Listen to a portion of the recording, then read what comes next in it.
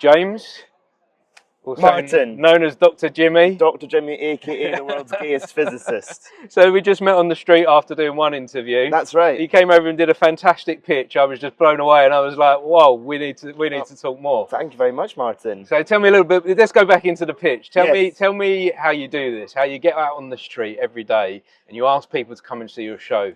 It's such a hard thing for people to do as a creative, to connect with people. Absolutely. Well, as I said, I'm the world's gayest physicist. When I studied physics, I was the only gay person in my class. And I think it's important for the world to know that the universe itself is inherently gay. Okay. And I prove it to you with 100% accurate physics. Yeah. I do have a PhD, by the way, pretty huge. Yeah. This is a PG podcast. Well, we can put a warning on there. Okay. This one's in case for you're unsure. this one's for adults. Huge dick, okay. Okay. Pretty huge dick, yeah. And I'll also show you my paralleloscope if you come to my show. It's not what you think, by the way. It's a device that allows me to scan the multiverse and speak to another version of myself. Wow. Martin, what would you ask another version of yourself if you could? That's a good question. Are you enjoying life right now with whatever you're doing? See, now that is a great question, because what if the other version of you said, yes, I'm having the best time ever, and you're sort of thinking, well, hang on a second, I'm kind of having an okay time. Won't that sort of send you on some existential questioning, some crisis? Yes. Yeah. So yeah, come and see what I ask myself. Can you give me a hint to that and where you discovered that question? Very good. Well, the theory of everything is what I'm trying to solve. And if you don't know what the theory of everything is, it's the pinnacle of human knowledge. It brings together the two big ideas in physics, which is quantum mechanics and general relativity. No one's been able to solve it, but I have. Now, I have achieved the pinnacle of all human knowledge by proving the existence of parallel worlds and communicating with another version of myself. The thing is, I'm not over my ex. And I discover that this other version of me is still with my ex. And I start to question, where did it all go wrong?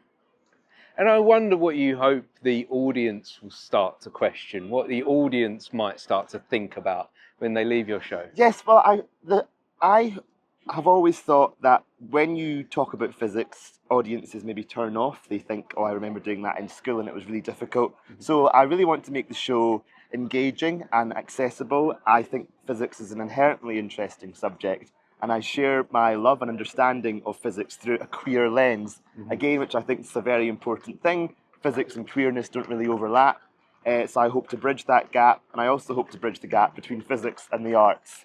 I've studied physics at university, which I was the only sort of theatrical person in the class, and then when I retrained at drama school, I was the only sciencey person in the class. So I'm hoping the merging of these disciplines is something that's quite unique and exciting. Can you tell me the first step of bringing those things together, the creativity and the physics? Where is the first place where they start to align?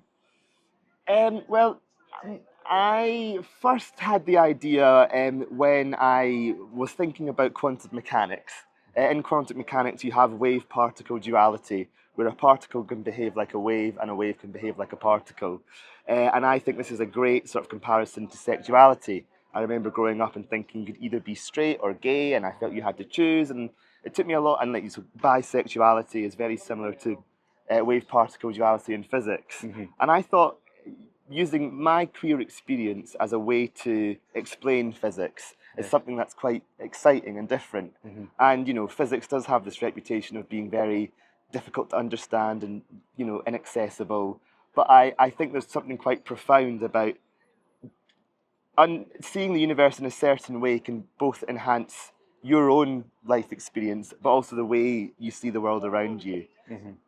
And I guess that's what creativity fundamentally is. It's fundamentally, we're starting off with an idea, we're starting off with our imagination, and we're exploring from there. And I think science maybe does the same. It does. You know, you're so right. Yeah, I mean, we often say that the arts are, you know, food for the soul. But I think it's true of physics as well. By understanding how the universe works, you know, sure, some cynical people might say we live in a meaningless universe, and that's something that you're confronted with when you're studying physics, at the sort of vastness of the universe. But I think there's real comfort in that, and like, you know, in a meaningless, like good sci-fi, well-written sci-fi. Yes, it tackles the implication of a meaningless universe, but it does so with human heart and humor. And like quite often, if you're big fans of like Marvel or sci-fi or Doctor Who, the best stories I think are the ones that focus on sort of personal anguish and choice around regret and what if. And that's something that you can explore through the physics lens. Yeah. This idea of parallel worlds and time travel. You may think that's just science fiction, but no, there are certain theories in physics that make that possible. Yeah. And I think that's a great thing to explore. It does sound like a great thing to explore. And I'm looking forward to exploring your show, coming to see it. Where are we going to find you? Where are you on? So, I am here at the Brass Monkey, which is this lovely pub on Drummond Street, because there are two Brass Monkeys in Edinburgh. So it's not the one in Leith, it's the one on Drummond Street. It's a great location. You're in between the Pleasance Courtyard and George Square. I perform in the cinema room, which is the most comfortable venue in the whole of Edinburgh. Awesome. It's sort of like these sofa beds. Oh, yeah. Wow. So even though it's early in the morning, it's 11:15 in the morning, if the physics isn't for you, you can just take a little nap and I won't be offended. We're right next to a fantastic coffee shop as well called Black Medicine Coffee. So grab yourself some breakfast and come and learn why the universe is gay.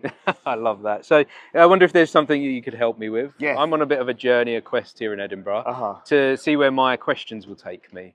And so everyone I'm meeting, I'm asking them for a question for the next person I meet. Ooh. With no idea who that's going to be. Yes. All I know is it's another human. Potentially, I met a puppet this morning. Okay. So it could literally be anyone or anything.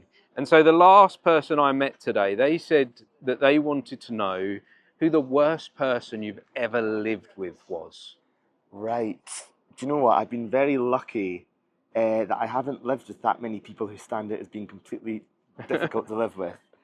I do in university. I did live with one guy who threw up in the bathroom, but he missed the bathroom, and the smell never ever left the flat. Cleaning sick is a difficult thing, isn't it? And it was like a bright pink sick. The worst place to be sick is in a car. Yes, it that's never so leaves true. that car. That's so true. That car is forever stained with that smell. Well, you reminded me that the bathroom that he was sick in didn't have tiles; it was a carpeted floor. Oh. So, like with a car, getting sick out of a carpet.